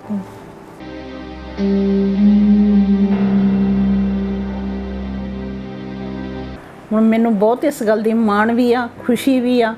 ਇੱਥੇ ਤੱਕ ਖੁਦ ਮੈਂ ਨਾਲ ਜਾਂਦੀ ਆ, ਕਿਤੇ ਇਨਾਮ ਵਗੈਰਾ ਲੈਣਾ ਹੁੰਦਾ ਜਾਂ ਕਿਤੇ ਕੁਛ ਵੀ ਹੁੰਦਾ ਤਾਂ ਮੈਂ ਖੁਦ ਨਾਲ ਜਾਂਦੀ ਆ, ਐਸੀ ਕੋਈ ਗੱਲ ਨਹੀਂ ਆ। ਜਦੋਂ ਮੈਰਿਜ ਹੋਈ ਆ ਤੇ ਇਹ ਲਿਖਦੇ ਹੁੰਦੇ ਸੀਗੇ ਤੇ ਮੈਨੂੰ ਇਸ ਗੱਲ ਦਾ ਬੜਾ ਸ਼ੌਕ ਹੁੰਦਾ ਸੀ ਵੀ ਨਹੀਂ ਇਹ ਛਪੇ ਆ। ਮੈਂ ਆਪਣੇ ਖੁਦ ਪ੍ਰਾਈਵੇਟ ਜੌਬ ਕਰਦੀ ਸੀ, ਮੈਂ ਸਕੂਲ ਜਾ ਕੇ ਬੜੇ ਮਾਣ ਦੇ ਨਾਲ ਸਭ ਨੂੰ ਦੱਸਣਾ ਇਹ ਮੇਰੇ ਹਸਬੈਂਡ ਆ। ਤੇ ਇੱਥੇ ਤੱਕ ਵੀ ਸਾਡੇ ਕੋਈ ਪੇਕਿਆਂ 'ਚ ਵੀ ਕੋਈ ਰਾਈਟਰ ਨਹੀਂ ਹੈਗਾ, ਕੋਈ ਲਿਖਣ ਦਾ ਕਿਸੇ ਨੂੰ ਸ਼ੌਕ ਨਹੀਂ ਆ।